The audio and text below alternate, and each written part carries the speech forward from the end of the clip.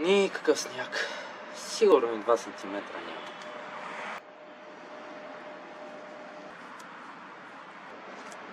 То без сняг не се усеща като Коледа.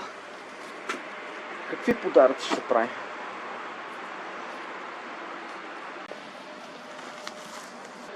То без сняг никаква Коледа няма да направим.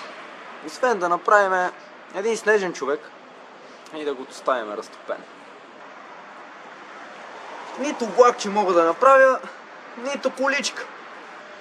И всичко заради този тъп сняг. Добре де, ами ако не получат влакче или количка, ако получат прегръдка и целувка от мама и тате, това не е ли най-добрият подарък за Коледа? Това е идеята на Коледа. Сега ще кажа на дядо Коледа, дали няма да е щастлив.